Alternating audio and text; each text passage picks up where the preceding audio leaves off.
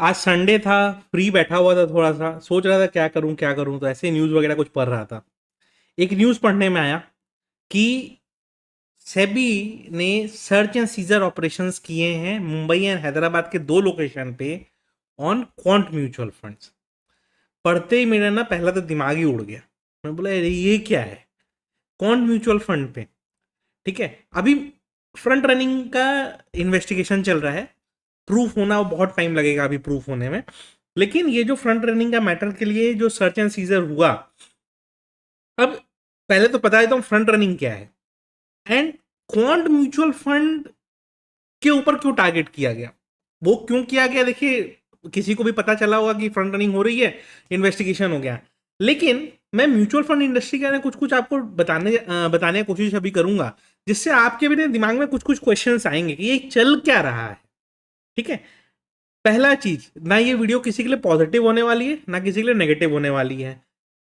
इसका मतलब ये भी नहीं होगा कि कल जाके आपने अपने सारे म्यूचुअल फंड्स आप रिडीम कर दें, वो भी नहीं करना है। लेकिन एक बेसिक दिमाग में ना क्वेरी लेके जरूर चलिएगा कि हो क्या रहा है सिस्टम में। आए दिन कभी न्यूज चैनल्स वालों का सुनने में आता है कि ये न्यूज चैनल का ये एनालिस्ट के ऊपर ये आया, दूसरे एनालिस्ट के ऊपर ये आया, तीसरे एनालिस्ट के ऊपर ये आया। ऐसा ऐसा न्यूज आते रहता है हर 3 महीने 4 महीने पे, कोई ना कोई म्यूचुअल फंड का एक फ्रंट रनिंग का न्यूज आता है। राइट, तो कुछ ना कुछ चल रहा है। सेबी अपना काम, उसका काम है इन्वेस्टिगेशन करना, वो कर रहा है। कोई भी पकड़ता है वो किसी को भी फ्रंट रनिंग में, तो उसके ऊपर सीवियर एक्शंस लेता है सेबी। बट यहां पे पॉइंट ये है कि सिंपल सा अगर आप ये बताइए कि फ्रंट रनिंग क्या होता है, तो फ्रंट रनिंग ये होता है कि मान लीजिए मैं ये एक म्यूचुअल फंड का मैनेजर हूं, मेरे को मालूम है कि मेरी एसआईपी कितनी आई है। मान लीजिए से फॉर एग्जांपल मेरे में और अच्छा एक चीज और, कौन म्यूचुअल फंड का एक बारे में बता दूं आपको। आज के डेट में जितने भी नए एसआईपीज हो रहे हैं, मैक्सिमम लोग कौन एसआईपीज प्रेफर करते हैं। एंड जितने ब्रोकर्स हैं ना, पर्सनल कैपेसिटी में भी वो लोग ना इसी को प्रेफर करते हैं। पता है क्यों? क्योंकि लास्ट 3-4 ईयर्स में हाईएस्ट रिटर्न्स किसी ने दिए हैं तो कौन म्यूचुअल फंड्स में दिए हैं। उसने कोई घर से रिटर्न नहीं दिए हैं, लेकिन बाकी लोग वो नहीं कर पा रहे हैं। मैं आपको एग्जांपल देता हूँ कि अगर लास्ट 3 साल में मार्केट आपको डबल होता हुआ दिख रहा है, 2020 का क्रैश के बाद हम अगर 12,000 भी अगर बेस पकड़े तो आज हम 24,000 के ऑलमोस्ट पास में है। मार्केट डबल हुआ है। 7,000 से अगर बेस पकड़ेंगे तब तो हम 2.5x हो गए, 3x हो गए हैं। राइट, तो मार्केट इतना बढ़ा है। ठीक है, तो मार्केट अगर डबल ग्रो किया है तो इसने 33% रिटर्न दिए, तो क्या खराब दिए, इसने तो अच्छे रिटर्न दिए। 33% एवरेज दिया है तो मतलब 3 साल में पैसा डबल, वही रिटर्न इसने दिया है, तो इसने तो अपना काम अच्छे से किया। बट बाकी म्यूचुअल फंड्स का क्या? बाकी म्यूचुअल फंड आज भी वही 13, 14, 15% के एवरेज पे बैठे हुए हैं। क्यों? क्योंकि कौन म्यूचुअल फंड्स का एक्सपेंस रेशियो सबसे कम है, चर्निंग इनकी सबसे ज्यादा है। चर्निंग सबसे ज्यादा का मतलब कि उनको लगता है कि भाई ये अब काम नहीं कर रहा है, एग्जिट करो, नया खरीदो। ठीक है, बाकी लोगों में वो नहीं है। बाकी लोगों में क्या है, अच्छा देखते हैं, 15 दिन का एवरेज देखेंगे, 20 दिन का एवरेज देखेंगे, वो सब। ठीक है, तो इसके कारण क्या है, कॉन्ट ने बाकी रिटर्न्स अच्छे दिए हैं और यही इसीलिए इन्वेस्टर्स का फेवरेट बना हुआ है। और यही रीजन है कि 2019 में जिस फंड का टोटल मतलब एसेट अंडर मैनेजमेंट एयूएम था आपका 100 करोड़ का, वो आज ग्रो होकर 90,000 करोड़ हो गया है। और जनवरी 2024 में ही इन लोगों ने 50,000 करोड़ का मार्क क्रॉस किया था। तो लास्ट 6 महीने में 40,000 करोड़ का इन्फ्लो इनके अंदर ही आया है म्यूचुअल फंड में। तो अगर आप एक महीने में 20,000 करोड़ की 15,000 करोड़ की एसआईपी मान रहे हैं, तो 6 महीने में टोटल एसआईपी आई होगी 90,000 करोड़ की, 40,000 करोड़ इनके पास ही आया है। तो आप समझ लो कि सबका फेवरेट ये बना हुआ है। ठीक है, अब यहां पे पॉइंट आता है कि what is front running. Front running क्या है? फ्रंट रनिंग ये है कि मान लीजिए मैं एक म्यूचुअल फंड मैनेजर हूं, तो मुझे पता है कि आज मेरी एसआईपी में कितने रुपए हैं। मान लीजिए मेरे को पता है 400 करोड़ रुपए आए मेरे एसआईपी में। तो मैं अपना जो फंड का मेरे जो मान लीजिए 20 स्टॉक है, तो वो 20 स्टॉक्स में मैं खरीदने वाला हूँ। अब मेरे को पता है कि आज मेरे को ये स्टॉक 40 करोड़ का खरीदना है। ये स्टॉक में टोटल वॉल्यूम अगर मैं 40 करोड़ खरीदता हूँ, तो 40 करोड़ में ये कितना रुपए ऊपर तक मूव कर सकता है। राइट, मेरे को ये पता है। तो फ्रंट रनिंग वाला क्या करता है, पहले ही अपने किसी पर्सन को या किसी को बता के रख देता है कि भाई देखो, मैं इस टाइम पे ये स्टॉक खरीदूंगा, उसके पहले तुम खरीद के रख लेना। मेरा जैसे ही ऑर्डर खत्म हो जाएगा, क्योंकि मैं बाई करूंगा तो वो ऊपर शूट करेगा। ठीक है, वो जब ऊपर शूट करेगा तो तुम ऊपर एग्जिट कर लेना। तो वो जो बीच में डिफरेंशियल पैसा हुआ, उसका वो कमा लेगा। और अगर फ्यूचर्स एंड ऑप्शंस वाला स्टॉक है तो वो फ्यूचर में बाई कर लेगा, ज्यादा क्वांटिटी कर पाएगा। ऑप्शंस के थ्रू कर पाएगा, पुट सेल करके रख देगा कि भाई स्टॉक तो ऊपर ही शूट करना है। ऑप्शंस बहुत सारे, मतलब तरीका बहुत है करने का। कैसे किया जाता है वो तो सेबी के इन्वेस्टिगेशन में सामने आएगा। हो सकता है कि सेबी ने प्रिकॉशनरी मेजर में भी किया हो, क्योंकि हर इन्वेस्टिगेशन का कोई आउटकम आए ये जरूरी नहीं है, लेकिन इन्वेस्टिगेशन हो रही है।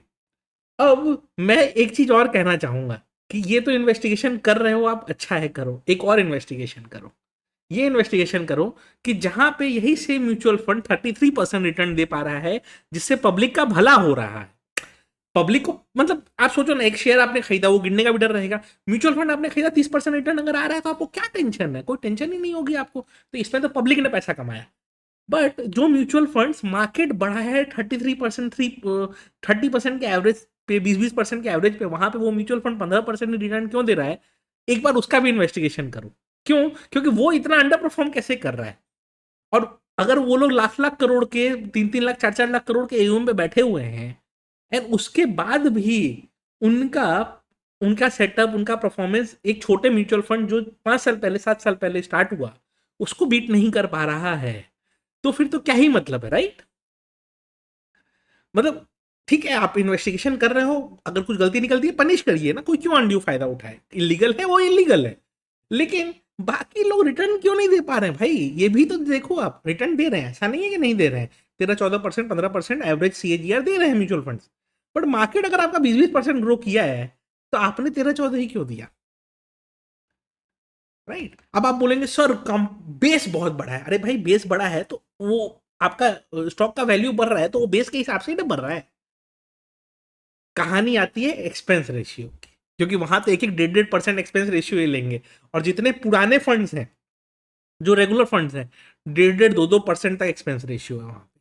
अगर 5 लाख करोड़ का एयूएम है, तो 2% एक्सपेंस रेशियो, मतलब कुछ नहीं भी तो साल का 5 लाख करोड़ का एयूएम में 10,000 करोड़ रुपए तो सिर्फ एक्सपेंस रेशियो में निकल जाने हैं। गेन होगा वो बात की बात है। मतलब ये हाल, समझे? तो 2% अगर एक्सपेंस रेशियो में निकल जाना है, तो 10,000 करोड़ तो ऐसे ही निकल जाना है, तो पब्लिक की प्रॉफिट से ही जाएगा। ये बेचारा नया फंड था, एक्सपेंस रेशियो भी कम रखा है इसने, ताकि ज्यादा लोग इन्वेस्ट करें, ज्यादा रिटर्न इसने दे दिया। अब इंडिया में एक सबसे बड़ा प्रॉब्लम ये है कि अगर आप पब्लिक के लिए कुछ अच्छा करें, तो आप पे इन्वेस्टिगेशन तो जरूर हो। अगर गलत करते हैं, ये पनिश करना चाहिए, ठीक है? किसी एक इंडिविजुअल ने गलत किया है, पनिश करना चाहिए। बट इसके लिए आप पूरे इंडस्ट्री को ब्लेम मत करिए। और रहा बात कि कोई अगर ये सोचता है, कि सबके मन में ये डाउट होगा कि सर क्या अकाउंट में पैसे रखे हुए तो निकाल लें एंड ऑल दैट, आपके दिमाग में डाउट आएगा। सिंपल सा सजेशन एक ही है, ठीक है? निकाल के कहाँ डालेंगे? लिक्विड फंड में डालेंगे, 7% रिटर्न है। एफडी में डालेंगे, 7% रिटर्न है। कहाँ डालेंगे? हो सकता है इसमें थोड़ी सी पैनिक सेलिंग आए, कुछ लोग रिडीम करें एंड ऑल दैट, ये सब होगा। उसका main pressure mid cap small cap पे पड़ सकता है, चांसेस है। लेकिन उसके बाद क्या? अगर एसआईपी आ रही है तो वो चीज रहेगी, तो एसआईपी चल रही है, चलने दीजिए। रिडेम्पशन का कोई लॉजिक मेरे को समझ में नहीं आता है, क्योंकि ये आए दिन ना फ्रंट रनिंग चलते रहता है। कभी किसी म्यूचुअल फंड में नाम आएगा, कभी किसी म्यूचुअल फंड में आएगा, तो एक एक छोटा छोटा चीज का फ्रंट रनिंग का नाम आएगा। तो इतना पैनिक नहीं करना चाहिए। इसमें पैनिक क्यों है लोगों को? क्योंकि ये सबसे नया है, सब लोगों ने इसमें नया एसआईपी चालू किया है। बट आए दिन कभी किसी म्यूचुअल फंड में, कभी किसी म्यूचुअल फंड में कुछ ना कुछ आता ही रहता है। क्योंकि इसको मतलब हाईलाइट पहले कर दिया गया, और सब जगह क्या होता है, इन्वेस्टिगेशन हो जाने के बाद आता है कि ये, इसको इतनी की पेनल्टी लगी, इसमें खाली रेड हुआ है तो ये आ गया। तो पैनिक मत करिए, जो एसआईपी चल रही है चलने दीजिए। और मार्केट गिरता है तो एसआईपी तो करते ही रहना चाहिए। मार्केट गिरने का रीजन देखिए, कुछ भी हो सकता है, कोई भी एक ट्रिगर हो सकता है मार्केट गिरने का रीजन। मेरे को तो लोग बियरिश वाला ही बोलते हैं, बट मेरा लॉजिक एकदम सिंपल चलता है कि कोई चीज़ अगर इंट्रेंसिक वैल्यू पे मिल रही है तो ही वही सही है। कोई एक बार कैलकुलेट करेगा कि निफ्टी का इंट्रेंसिक वैल्यू क्या है, तो उसको समझ में आएगा कि मैं 18,000 जो नंबर बोलता हूँ कहाँ से बोलता हूँ। मैं 12,000 और 13,000 वाला गैंग नहीं हूँ। लेकिन एक इंट्रेंसिक वैल्यू के हिसाब से लॉजिकल नंबर भी होना चाहिए। निफ्टी का करंट इंट्रेंसिक वैल्यू 19,000 के आसपास है। तो इंट्रेंसिक वैल्यू से थोड़ा सा कम होगा तब तो इन्वेस्टिंग का कोई लॉजिक बनता है। तो मैं जो बोलता हूँ कि 18,000 पे बल्क इन्वेस्टिंग करेंगे, वो लॉजिक यही है कि मार्केट इंट्रेंसिक वैल्यू पे आए तब हम खरीदेंगे। लेकिन हाँ, एसआईपी जो चल रही है वो बंद करके कोई मतलब नहीं है। क्यों? क्योंकि आपको पता नहीं ना कि मार्केट कभी नीचे नहीं भी आए। काफी सारे ऐसे मार्केट्स हैं जो 20-20 साल इंट्रेंसिक वैल्यू से ऊपर सस्टेन किए हैं, तो हमारा ही गिर जाएगा, ये क्या लॉजिक हुआ? कोई लॉजिक नहीं हुआ।